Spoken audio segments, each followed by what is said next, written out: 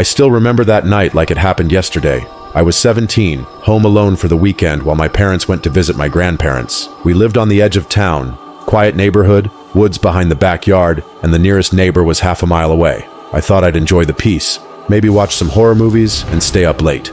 I didn't realize I was about to live one. It was around 11:30 p.m. when I first heard it, a knock. 3 slow, heavy knocks on the front door. I paused my movie, thinking maybe my parents came home early or a delivery guy got lost. But when I looked through the peephole, no one was there, just darkness and the faint rustling of leaves in the wind. I brushed it off. Probably just my imagination, I thought. But then, 5 minutes later, 3 knocks again. Same rhythm, same pause between each hit. I checked the peephole again. Nothing.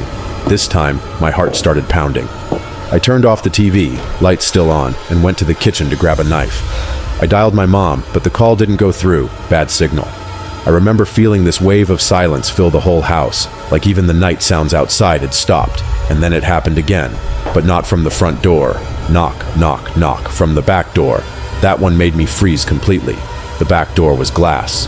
I could see the porch from the hallway. I moved slowly, trying not to make a sound. When I peeked around the corner, I saw it, a shadow, a tall figure standing just outside, still and quiet. No movement, no sound, just watching through the glass. I dropped to the floor and crawled behind the counter. My hands were shaking so badly I could barely unlock my phone. I called 911 this time, whispering that someone was outside. The operator told me to stay on the line and lock myself in a room.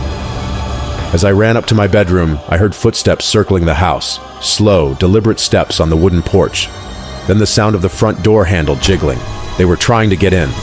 I locked my bedroom door and sat against it, knife in one hand, phone in the other. I could hear the operator talking, but barely registered her words. All I heard were those footsteps, and then scratching. Someone was scratching at my bedroom window.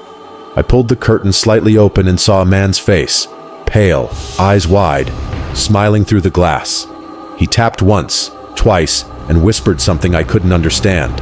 Then, silence again. No footsteps, no scratching, nothing. It felt like hours before I saw the red and blue lights flashing through my window. The police arrived, searched everywhere, but the man was gone. They found muddy footprints leading from the back porch into the woods, but never caught him. The worst part? When my parents got home the next morning, my dad found something tucked into the back door handle. A note, written in shaky handwriting. It said, "Next time, don't look out the window.